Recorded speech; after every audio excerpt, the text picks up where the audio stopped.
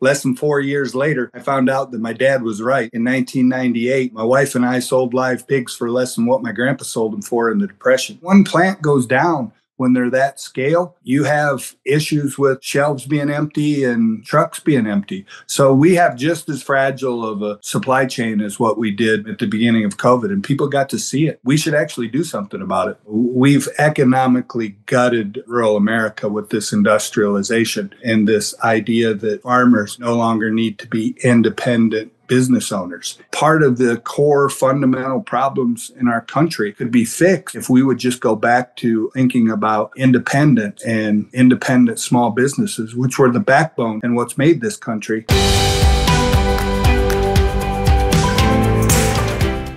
All right. Well, good afternoon, everybody. I'm excited. We have Greg Gunthorpe with us today, who is going to talk about some stuff. So, Greg, you are up in what, if I understand, northern Indiana, correct? Is that correct? Yes. Yeah, I lived up in you're in LaGrange, I saw. So that's kind of the northeast part of the state. I was in the northwest part of the state, up near where Gary is, Gary Hammond. Yeah, I know where Gary Hammond is. I went to high school in a town called Dyer, which you may not have heard of. It's a smaller town, but it's right in that sort of region, just based on the state line, basically Chicago, more or less.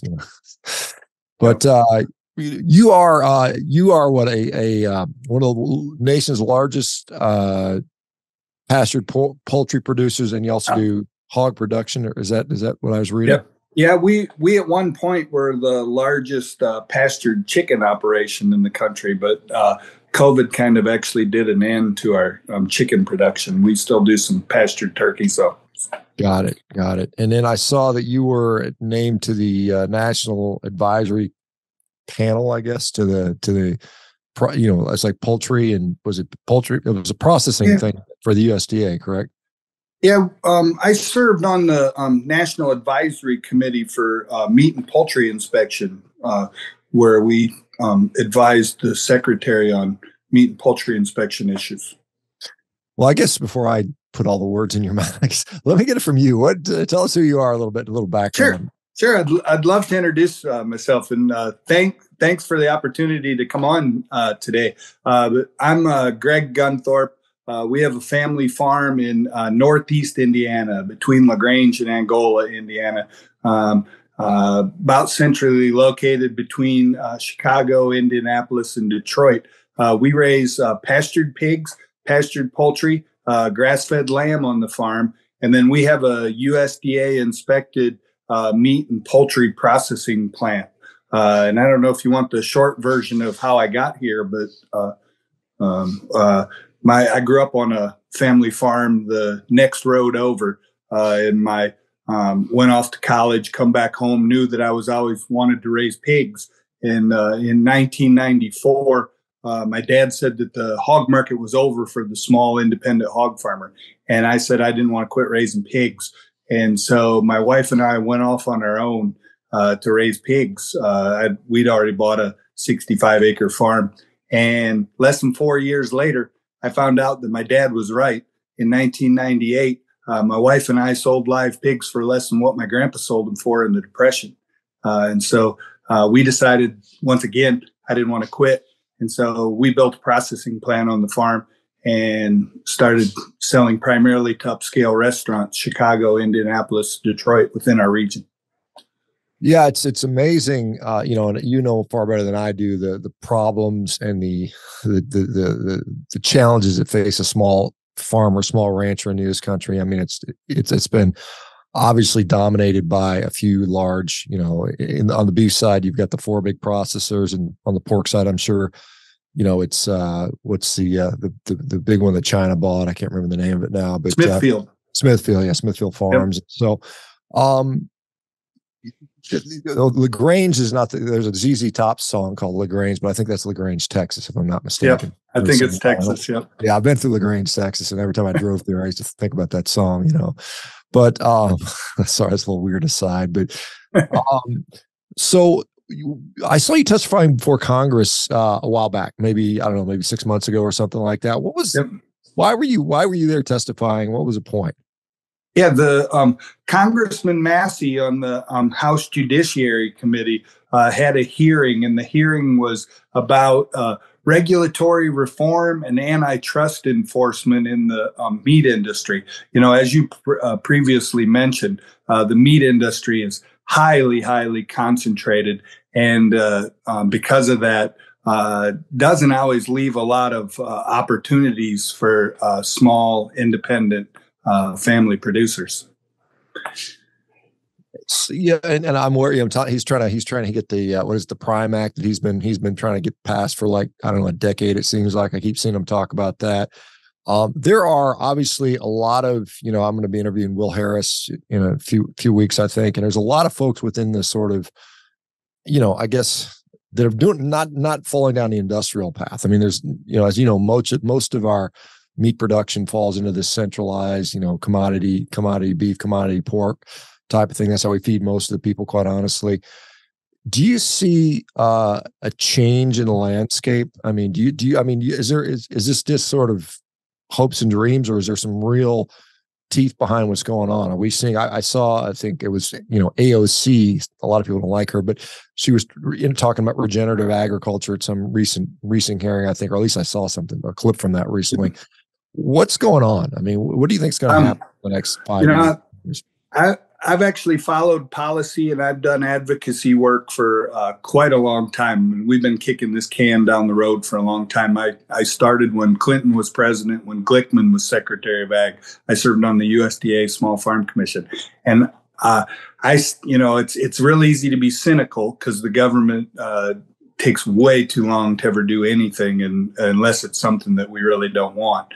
But I actually see some hope right now.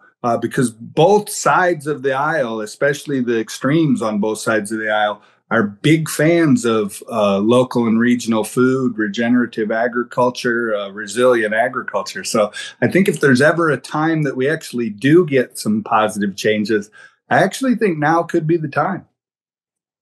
Yeah, and I hope so. I mean, like I said, I think that, it's either that or some people just try to wipe the whole thing out. I mean, it's kind of one of these solutions. Well, cow farts are boiling the ocean. Obviously I'm exaggerating there, but I mean, it's just, you get that sentiment, and, the solution is to take a big sledgehammer to it and just sort of get rid of it when there's a lot of other potential solutions.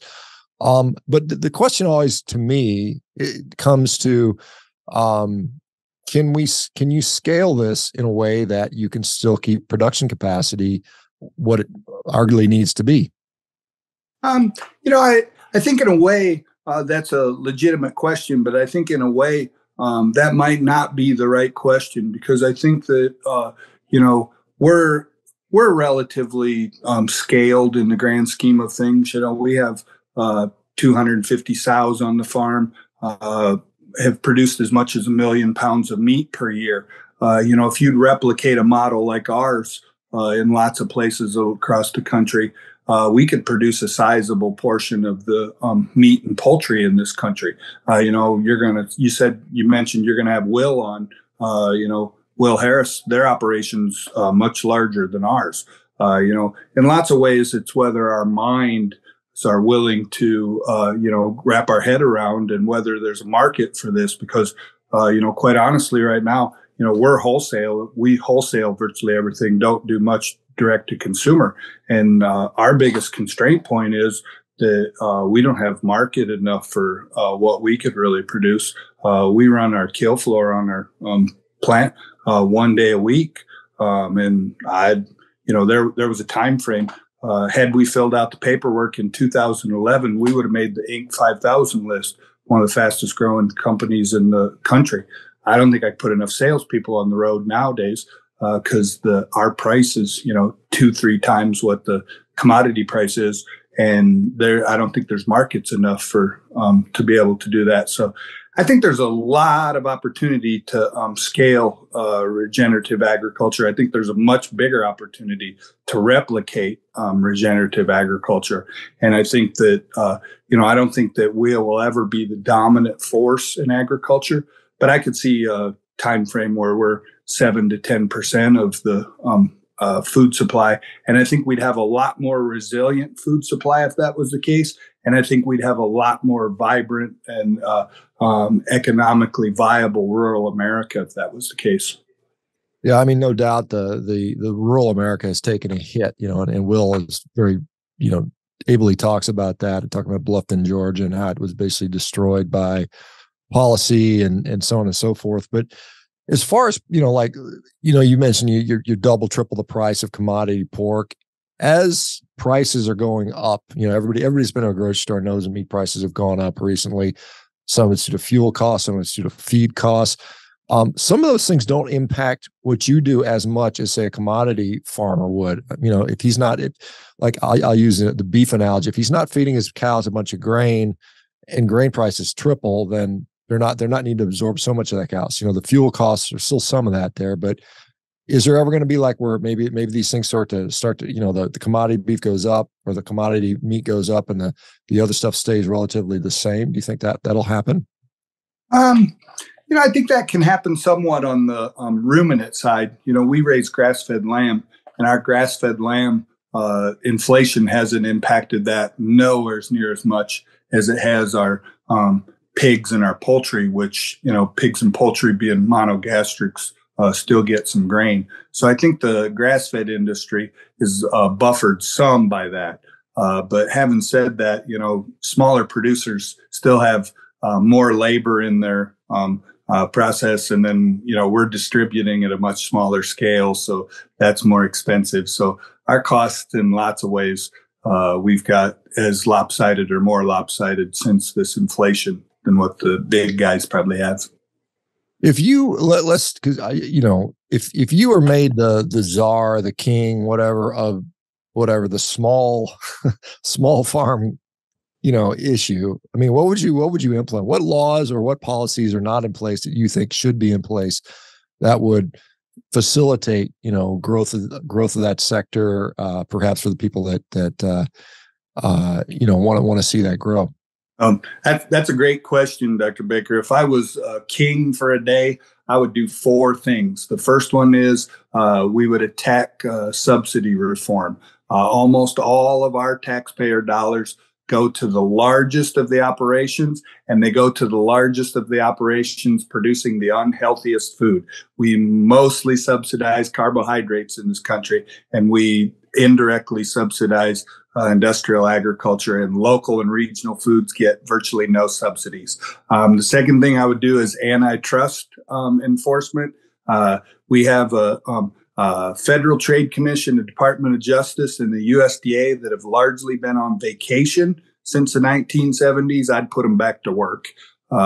We would do labeling reform.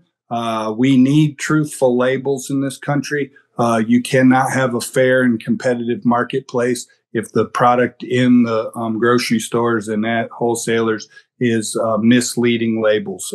Virtually every viable niche that we've created in this country, Big Ag has co-opted those messaging and has virtually stole all of our niches. And then the final thing I would do, and it would go above and beyond what Congressman Massey's asking for in the Prime Act, I would have some regulatory reform. And I think that we do need, like what he says, we do need a legitimate pathway for the smallest of producers and smallest of processors to get to consumers. And if there's 2 consumers, a consumer and a processor, or a consumer and producer, they want to buy product from each other without it going through inspected channels, it's the United States of America. That should actually be legal. But we also need, for those of us processors and those producers that want to use an inspected processor, we need an ombudsman. We need some manner for little businesses to be able to deal with the federal government when there is disagreements. And USDA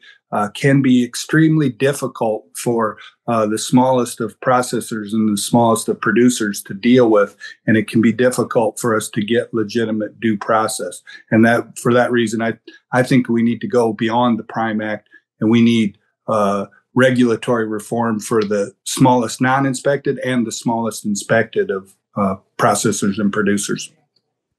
Yeah, a couple things. You point out to the federal subsidies going towards, basically, crop, sort of like corn and soy, yep, and wheat, I would imagine, which, some of it ends up in animal feed, but much of it ends up on in our pantries in the form of processed foods in a way. And so we've got such cheap basically carbohydrate-based food. Everybody's getting sick off of that, no doubt about that.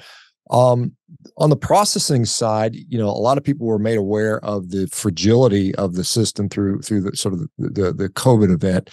And has that improved in your mind, or has there been anything that's improved that since then? Nope. We're just waiting for the next big black swan event, and some of us before COVID, they looked at us like we were tinfoil cap wearing conspiracy nuts when we told people, there's only 72 hours worth of food in the big cities. And if the processing plants quit for whatever reason, they're going to run out of food. And we've not legitimately done anything to change that. To tell you how fragile it is, you mentioned those 4 companies that control about 85 or 86% of the beef. They slaughter those 86% of the beef in 27 plants. 90% of the pigs are slaughtered in 40 plants. If one plant goes down when they're that scale, you have issues with shelves being empty and trucks being empty. So we have just as fragile of a supply chain as what we did at the beginning of COVID, and people got to see it. We should actually do something about it. I know, I've seen, I think maybe it's South Dakota and a few other places, some ranchers collectively got together and, kicked in whatever millions of dollars and built their own processing plants. But I guess, what kind of numbers will we look at? If you say Tyson Cargill and National Beef from Marfrig and JBS have, 85% of the market through a few processing plants. How many, I know more about the cattle stuff because I tend to eat more beef than anything else, but I know well, let me ask you this question. There's a beef checkoff, which I think came into play, I think in the mid 80s. And I assume there's a pork and a chicken checkoff or something like that. Well, on the beef side, since that time, 500,000 ranches have gone belly up. Beef consumption is down 30%. So I don't think they're doing very good at promoting beef in my view, but what are the checkoffs doing what they're supposed to be doing for you guys? Or is that a non-issue for them? Oh, no, that's a big issue for me. I actually got really sideways with the USDA, and the Department of Justice took me some lawyers to get back out of it because we actually got a referendum and a vote for the pork checkoff about 20 years ago, and we voted it down. And the first thing that Ann Veneman did as Secretary of Ag was declare the vote null and void. Well, I said, you guys were the ones that administered the vote. We passed or we won. I'm going to quit paying the checkoff. But I know I like to talk a lot more about pork than beef, but there's 100 million and change in hogs in the United States, and the checkoff is they've changed the rate a couple times, but it's been as low as 0.25%. It's been as high as 0.45%. We have to pay 0.4% of every single pig that we sell, the value of it, to the National Pork Board and the National Pork Producers, so that they can advertise, a message that's completely contrary to what we do. They, this whole feed the world, all the pigs got to be inside. They got to all be owned by a handful of companies. That's not a message that I should be paying for, but that's a message that I'm forced to pay for. And they've done a very, very poor job of actually getting consumers on board with thinking that animal production is okay, let alone that animal production is something that, and you talk about it eloquently. I heard you speak at the U.S. Cattlemen's Association in Nashville. They should be getting people like you to actually talk about meat consumption and meat production because they've done a horrible job. I'd argue that in pork, pork consumption is about the same through all of those years. It actually went down for a while. I'd argue that the only thing that brought pork consumption up is when some of us niche producers got people excited about eating pork that actually tastes good again. Yeah, I guess, obviously you're passionate about what you do. And, despite your father saying this is going out of business and, there's no point in doing that, you persisted on. What is, I guess, in your view, the advantages to raising pork in a way that you do versus a commodity where you have everybody's inside and they can just massively produce, at scale, lots and lots of bacon, I guess. Yeah. I think pork raised the way that we do, first of all, tastes better. I think that's all of the other attributes that you attach to it don't really matter much if the food doesn't taste better. So I think that's the place that you got to start. But then, the pigs raised on pasture and raised properly, much better animal welfare for the pig. I'm of the firm opinion that a pig has instincts, that it likes to root in the ground. It likes to be outside at times. And the mothers like to build a nest. Those are things that modern industrial pork production has taken away from pigs. And I think pigs, like to do those things, and pigs know that they're supposed to like to do those things. So from an animal welfare and animal husbandry standpoint, a pig should be outside. I just think that's where, pigs were intended to be able to be outside. And then there's that whole, and like you mentioned, Will does such a great job of explaining it all, but it's, we've economically gutted rural America with this industrialization and this idea that farmers no longer need to be independent business owners. And, we need independent business owners in this country, and we need rural America with businesses that actually produce good, real food in regenerative manners, so that we still have an environment that we're proud of, an environment that we want to pass on to future generations, and food that tastes great in the process.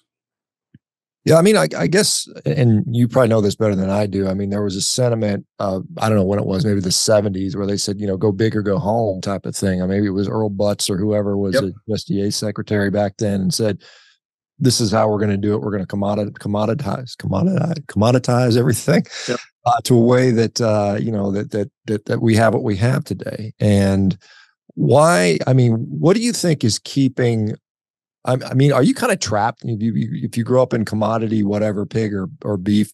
Are you kind of, I think, how many pork farmers are still left that are small independent versus maybe there were in 1950 or 60? Because in my understanding, it's even worse in pork than it is in beef, that they've been swallowed up all by Smithfield. Yeah. It started with the egg layers.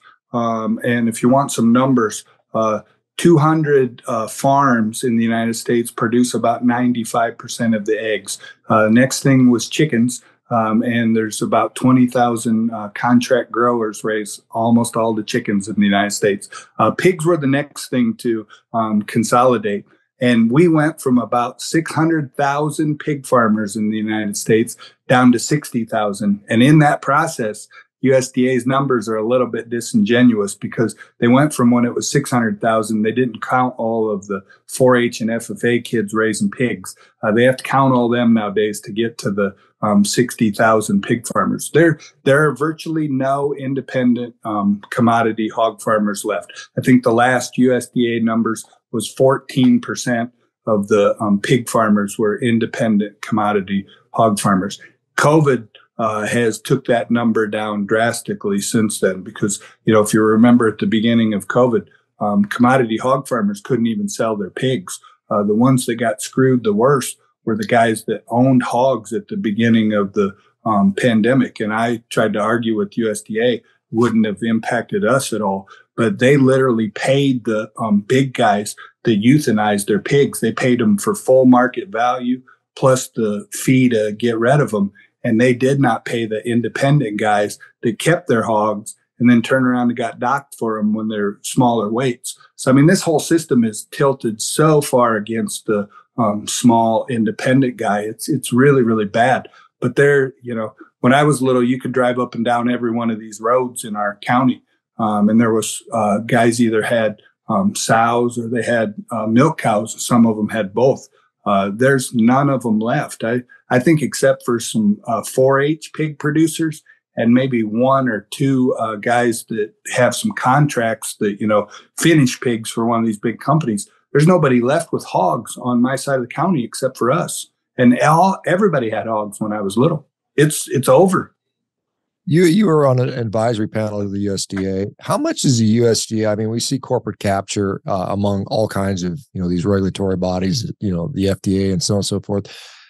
Is USDA, I mean, I can imagine these big like PepsiCo's and Nestle's and things like that, and maybe Tyson Foods and that. How much sway do they have over the regulatory bodies? Are they operating pristine and independently, or are they subject to corporate capture? Oh, we have huge agency capture issues in this country. There's a huge revolving door. The people that are working for the USDA are commonly the people that were working for the trade associations, or they're also the ones that are part of those corporations. And the most blatant one, which was a clear violation of the 2-year, 4-year, and lifetime ethics rules, is the past administrator of the USDA Food Safety Inspection Service, Al Almanza. 3 days after he retired, he took a job as the vice president for food safety at JBS. We were the only developed country in the world, while he was the administrator, that did not shut down Brazilian imports of beef when they had that huge scandal in Brazil where they were bribing inspectors and politicians.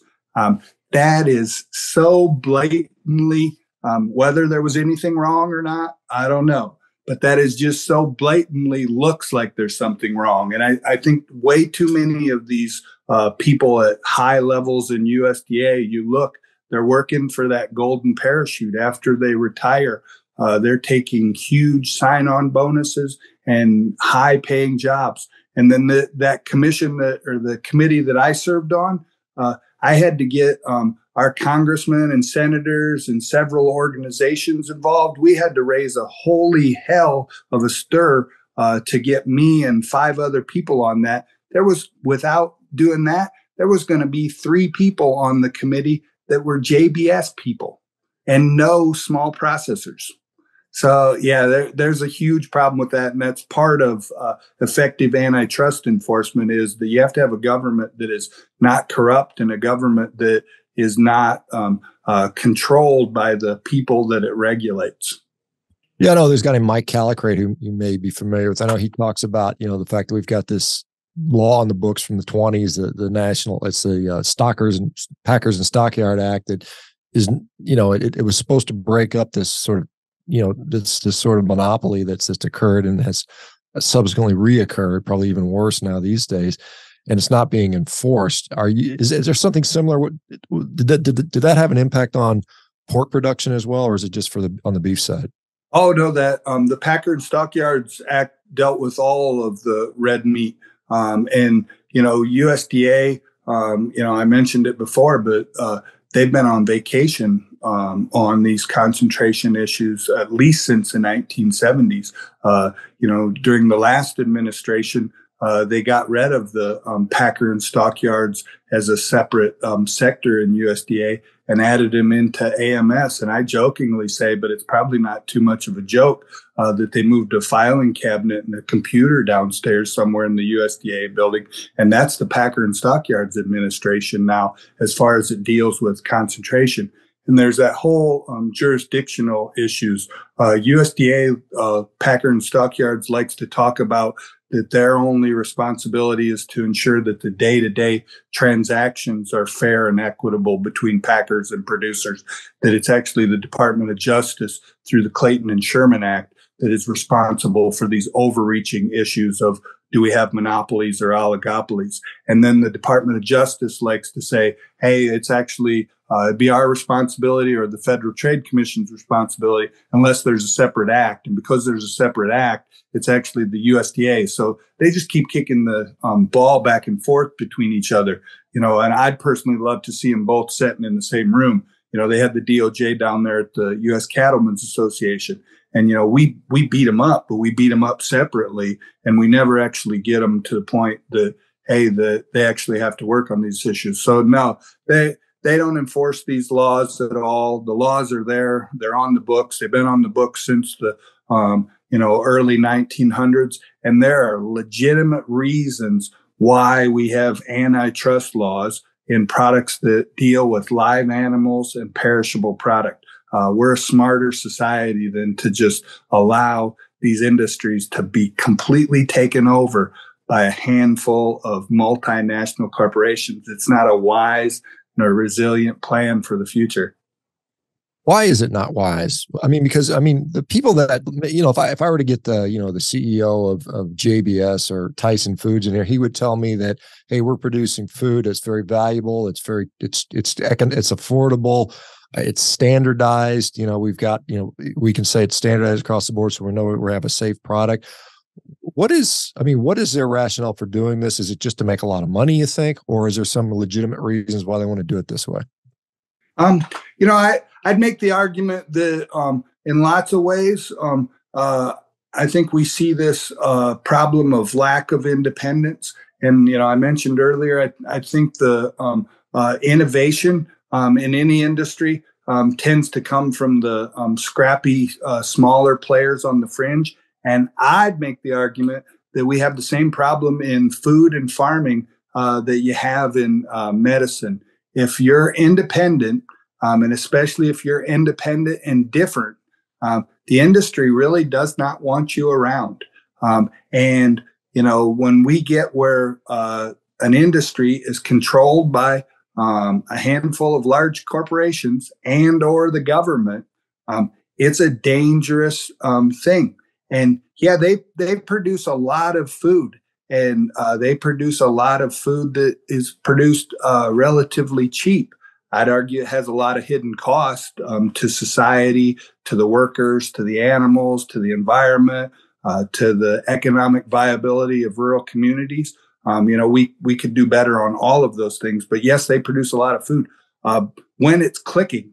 But when it's not clicking, it is very, very dangerous if we're actually worried about food security. And, I've got a degree in economics from Purdue University, but don't claim to be an economist. But the first thing that they told us on day one in my econ class was that you cannot have the four largest firms. You cannot have a concentration ratio greater than 40. So the four largest firms can't own more than 40% of any industry. Because if they do, the economic factors in that industry around competition don't work. They tend to cooperate rather than to actually compete.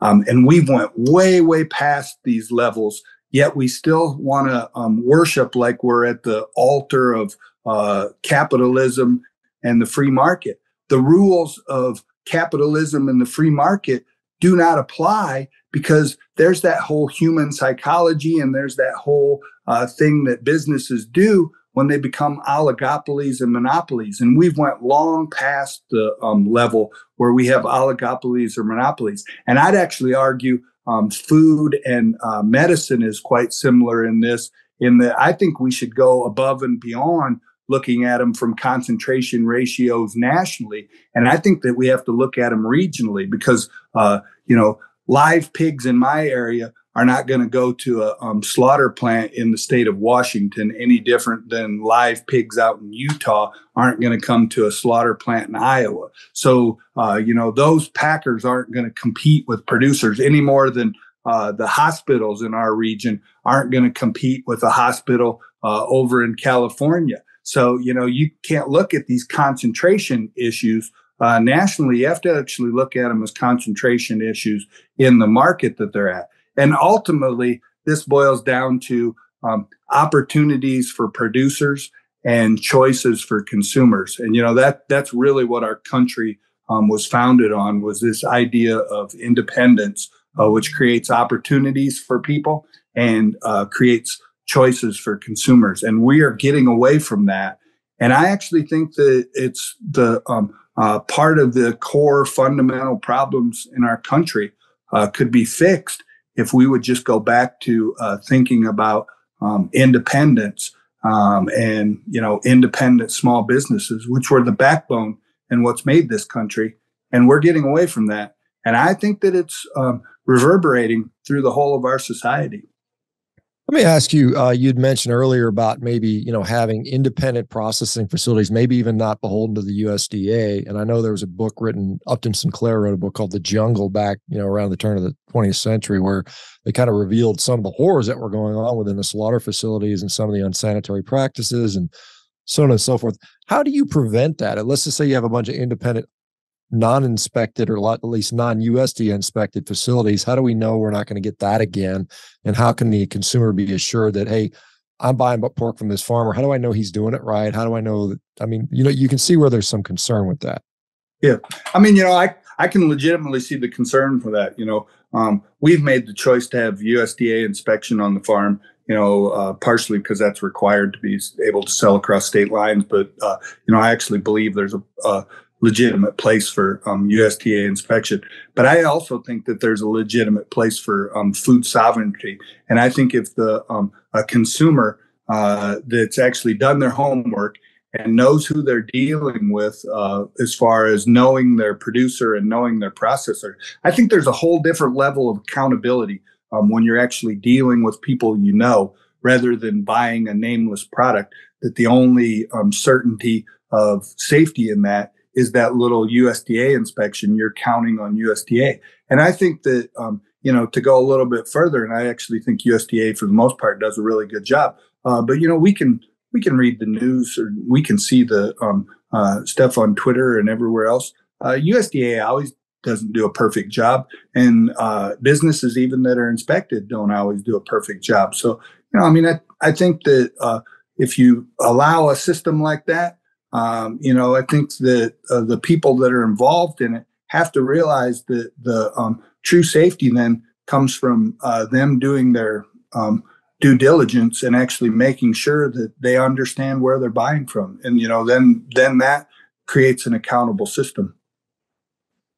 I guess you said the market is not there, but I mean, and maybe because people just aren't aware of your product, or, like I said, and again, I spend most of my time talking about beef because that's what I tend to eat mostly. And I know more about it than I do about pork, but could you see a situation where all of a sudden you've got enough demand to sell direct to consumer? I mean, you're selling to high-end restaurants, and obviously, personally, I'd rather eat my meals at home and save a little money than, paying triple the price at a restaurant. But do you see some sort of path forward for the small producers? And do you think we're in 10 years from now, we're going to wake up and there's going to be 3 times as many small pork producers? I actually think the number of small niche pork producers is going to continue to rise. And I actually think there's a huge, huge opportunity in the whole direct to consumer selling direct to individuals. I think part of our issue is it's literally spinning a lot of plates to run a farm, to run a USDA inspected processing plant, to run a meat distribution business. And I probably just didn't have enough kids to also add on an e-commerce platform and direct to consumer. And we probably should figure it out anyways. But, I get up in the morning between 5 and 6 in the morning. My son normally gets up earlier than that. And, I get done at 9, 10, 11 o'clock at night, and he gets done as late as that. And, we're always taxed on whether or not we can find the number of employees that we want and the kind of employees we want. So, labor's tight. So, there's only so many things you can do. And I should probably prioritize direct to consumer. But I think that we'll probably end up more in a direction of we'll do some value added products. We do some sous vide, some fully cooked products at the farm. We're working on some charcuterie. We're making some prosciutto and Serrano hams. You actually should come out and see those sometime. We built a cave at the farm, dug up the hill between the processing plant and the house, and are making some 3-year aged hams. That's really, really cool. So, I think we'll figure out a way to survive. And if there ends up being a direct to consumer option for us, but, we sell to a few online retailers, but I don't personally see at this point us ending up doing that ourselves to the point that it's a significant portion of our sales. I wish I could, but I don't see a path forward for us to do that. Well, you mentioned Smithfield Farms, and I think, if I'm not mistaken, there might be even Chinese owned, which, some people have some heartburn about that. Do you see, is there I know you're part of the American Grass-Fed Association, but is there a group of independent pork producers outside of the commodity market or even within the commodity market that do you guys have like an association or an organization, or do you have like a way to organize? The cattle guys do a great job of that. You got the U.S. Cattlemen's Association, you got RCAF, that, in my opinion, do a great job, both of them, of representing the independent guys that are left. And for some reason, I have my opinions on why this is, but for some reason, there was never really any pork organization that represented the independent commodity guys. And there's really not enough of them left now for there to even be an organization. But there's never been any really legitimate voice that pushed back against concentration and consolidation that came from producers themselves. There's definitely some voices that push back against concentration and consolidation that don't want pig production, but not really any producer groups. You're probably aware in China, they've had I think in the last few years, they've had massive amounts of hog deaths due to, I think some avian flus or bird flus or something like that wiped out, I think, 50% or more of their population.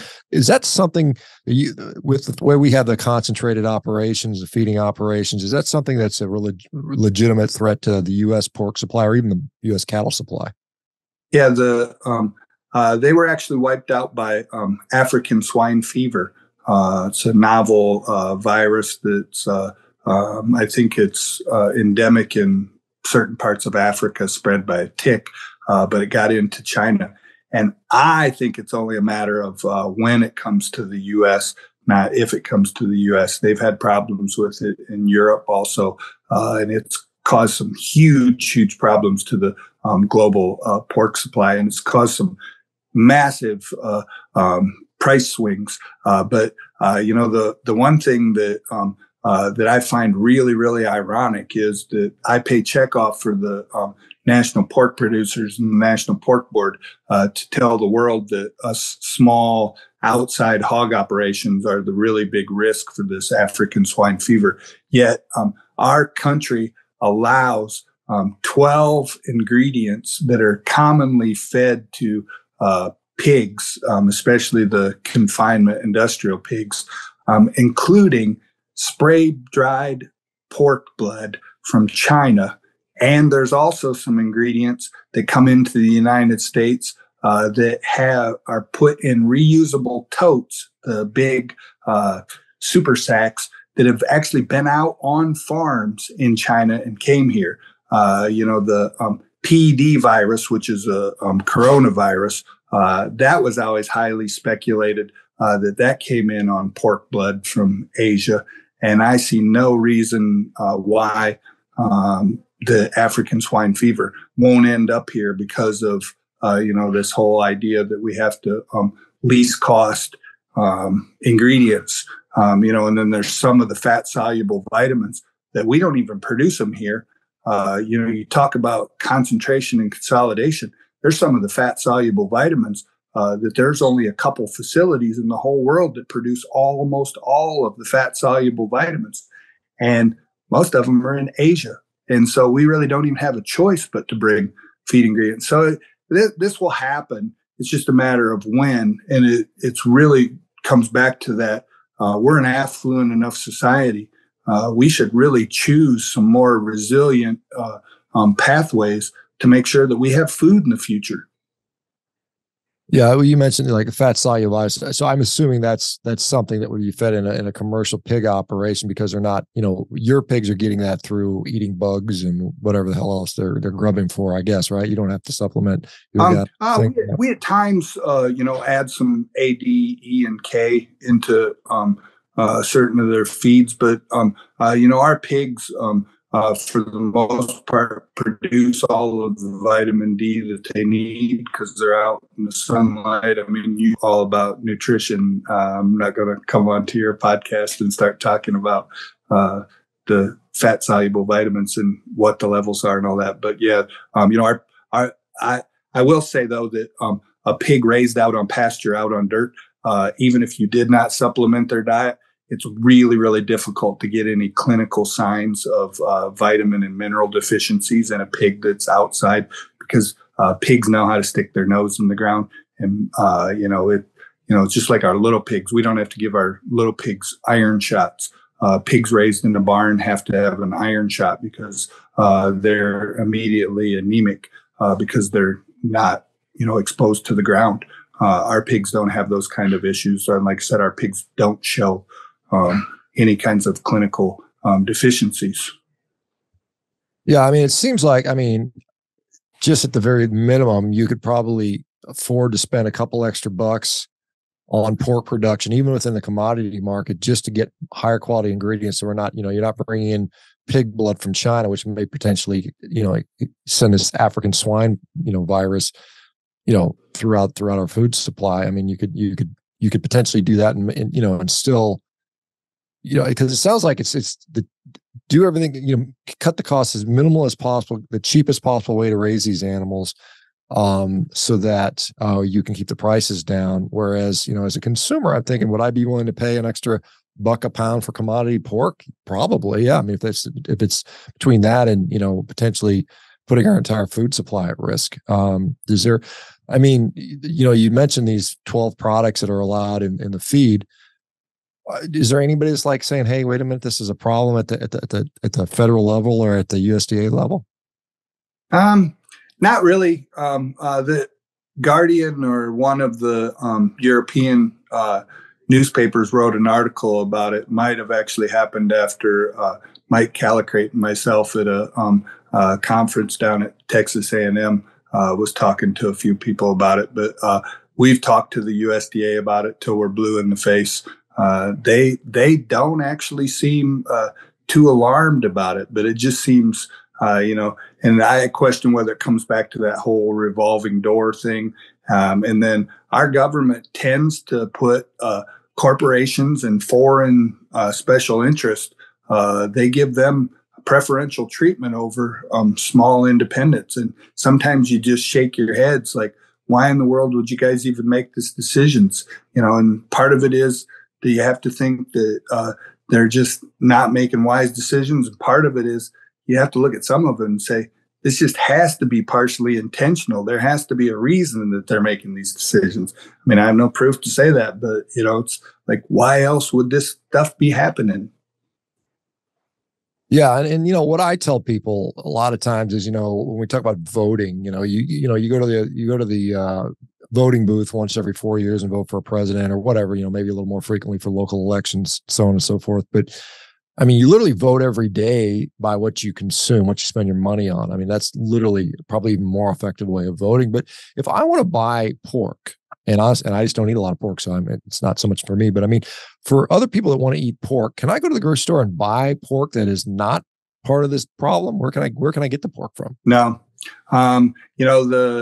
that's part of the issue is that I always tell people it's difficult to get USDA inspection. It's much more difficult to get market access. We've sold as much as 1 million pounds of meat a year. And we're nowhere as close to big enough to get grocery store shelf space. If you want to get pork like ours, I highly recommend that you look for 2 labels on it, or that you actually know your farmer. And I'd recommend knowing your farmers better. But you either need a American Grass-Fed Association certification, or you need an Animal Welfare Approved certification. Otherwise, that little red barn in the corner, or that green grass on the corner of the label, or whatever kind of crazy greenwashed words that they're going to put on there, you're probably not getting any different than the other stuff. They just sorted out some nice ones going across the line, and their marketing department put a pretty label on the thing. Our kind of pork is not available at the grocery store. You got to buy it direct. Yeah, and is there my knowledge on pork production is pretty minimal, but is there a specific breed? I know there's different breeds. I used to be like lard hogs and bacon hogs. I mean, different versions, but does it matter the breed? Is there some sort of special thing you want to look for? Yeah, we raise Duroc Berkshire crosses, and they've least cost virtually everything in pork production, including the breeds. Most of the commodity pigs are a land race, predominantly a land race female, very high maternal line that'll have just bunches of little pigs, and then they cross them with exotic terminal sires to put some extensive amount of meat back in them.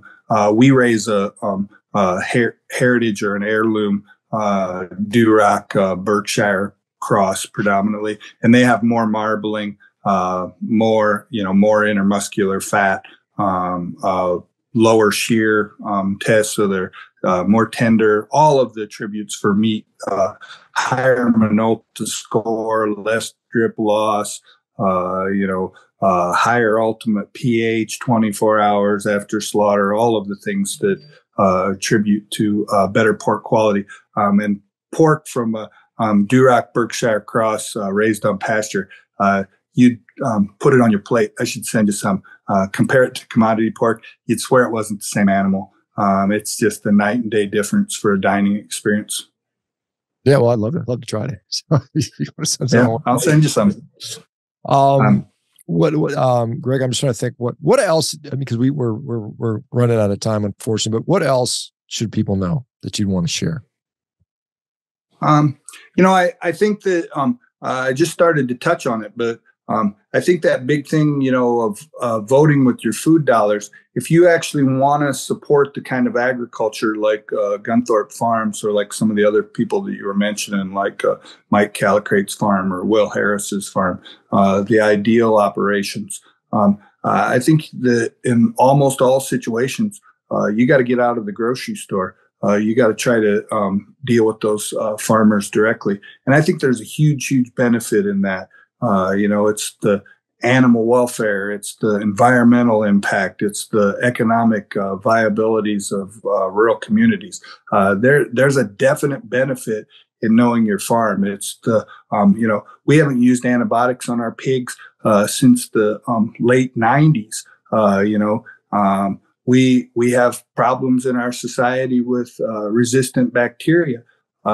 We shouldn't be supporting systems that are helping to create that whole problem. There's whole bunches of issues. We shouldn't be supporting systems that are making the waterways in the I states to the point that none of them are fit to even play in. There's the issues just keep going on and on. And we start to fix that by actually making some conscious choices of what we're going to support with our food dollars. Yeah, absolutely. Amen to that. So, well, Greg, I appreciate it. Thanks for sharing your insight. I talked to a lot of, cattle ranchers, and so it's good to learn a little bit more on the pork side. And I wish you continued well, and hopefully you guys can get some sleep. Occasionally, it sounds like you're in full tilt. And if you ever decide to do direct to consumer, let me know, and I'll do what I can to let people know about it. So. If you're ever flying through O'Hare Airport, a little plug if you don't mind. If you're ever flying through O'Hare Airport, Chef Rick Bayless, our biggest customer, he's got 2 restaurants at the airport, and we do his chorizo and his garlic chipotle loin that is on his Cubana sandwich, and on his chorizo torta. I think it's B10 and K5. You should try our product when you're going through O'Hare the next time. He does a great job with it. He also uses our stuff down at his place down at Disney. But we've got some great customers, some great restaurant customers that do some really, really cool things. And I ask and challenge everyone, seek out the chefs that are doing farm to table stuff and that are actually supporting farmers, because they need our help also in what they do to help to rebuild regenerative agriculture. What's the name in O'Hare Airport? I was there I think a year and a half ago. I was there, but what's the name of the restaurant? You said you gave me Frontera.